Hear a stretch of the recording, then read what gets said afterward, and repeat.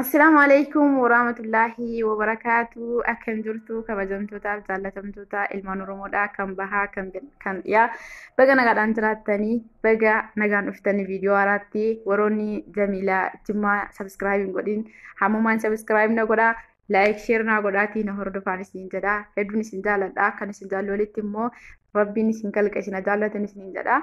Har'aan kana garuu viidiyoon koo xiqqoo gabaabduu dhalleedha. Yaada tokko isin himuu barbaada. Hamma dhuma viidiyoochaatti dhaggeeffadhaan isin jedha. Yalla gara viidiyoocha. Asirra dhiifamaa zaaniitu baara. Nan dhaabaal tokko jechuudha. Hayyee obboleeyyan kiyyaa warroonni Beeruut keessa jirtanu sababa doolaarri badirraa kan ka'e jechuudha. Doolaarri baduu qofarra hin jabaatee lolatu jira jechuudha Beeruutiin keessa. Kanaafuu warri birriin isinii kaffalamaan jira jechuudha.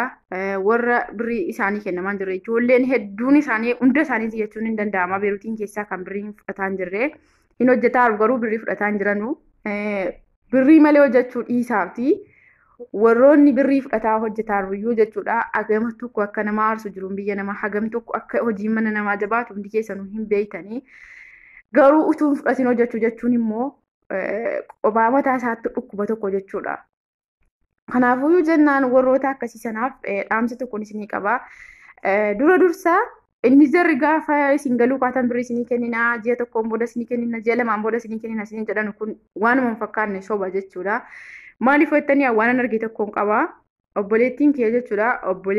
Warri obboleessa kiyyaa Beeruut keessa turte jechuudha. Waggaa tokkoof ji'a ja'a hojjettee duraanis loliisaan kenna jechuudha namichi birrii qaalitti si madaamii tun ta'in namichi birriin kennu loliisaan kenna jechuudha. Loliisaan gaafa birrii fudhachuudhaan maktaba wal geessanii mucaa rukutee haga fe'ee ankaraatatee keetti kenna jechuudha birrii. Garuu dhumarratti sababa doolaarri baduu kanaan wal qabatee ija karaarra jiru waan luun dha'ee jaamsa jedhanii.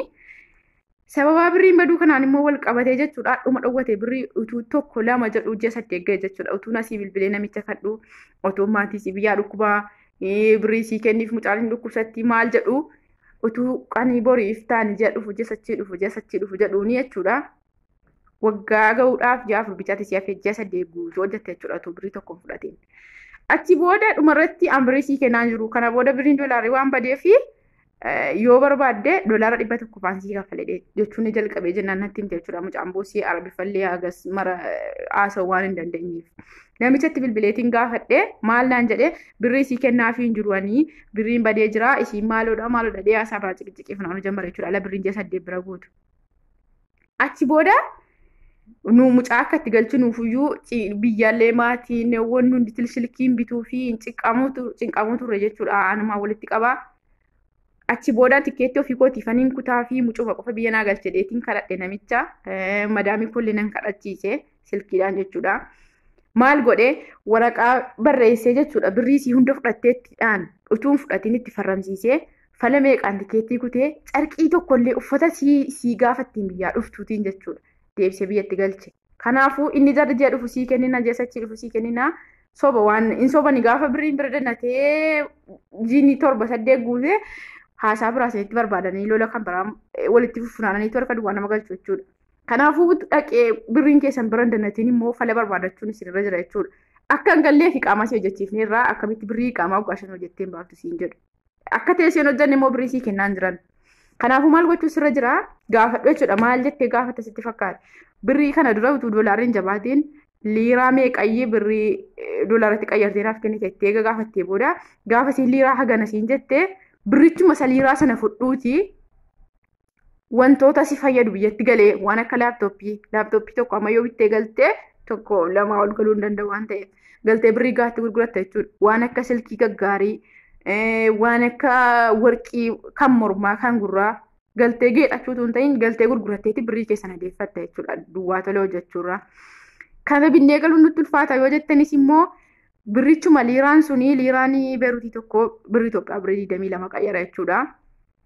Haga ati doolaara fudhattu eegasii yoo siif baasuullee dhiisee haga tokko hamma tokko siif baasa jechuudha. Liiraa dhama sana fudhuutii gara gabaa gurraachaatiin doolaaraatti jijjiiramu malee qayyaramuu hin danda'u waan ta'eef gara baankii addunyaatiin birrichuma sana geessii baankii galfadhu. Isuma kan jiraa sana haga jarri ergasii sii kaffalu doolaaraatti jijjiiranii sii kaffalan gaafatteetu geessitee isuma sana biyya sii galchite jechuudha. Jarri gara baankii addunyaatiin Western Yunaanii Express kan jedhus jira jechuudha. Kanaafuu akkasitti baankiidhaan biyya yoo sii galchite aga tokko dhuma dhabuurraa hammuma ta'eyyuu fudhachuu jechuudha. Inni jarri immoo sobanii jechachi dhufu sii kennina, jalamman dhufu sii kennina, torban dhufu sii kennina, osuma siin jedhanu baatii hedduu erga si lakkoofsisanii booda xixiqqii biraasitti funaananiitu harka kee duwwaa biyya sii galchu jechuudha. Kanarra immoo fudhattee birichuma isa kan jiraa sana doolaara tun ta'in waan gaggaarii waan akka laaptooppii, waan akka warqii, waan akka silkii gurguddaa galee gurguramee biyyatti si fayyaduun bitattee akkasiin fudhattee gara biyyaatti galuu sii wayyaa. Wallaahi utuun fudhatiin hojjechuu isaatii fudhanneetu akka itti cinqabnee hojjetaaru akka itti nama aarsu hundi keessan quba qabdu.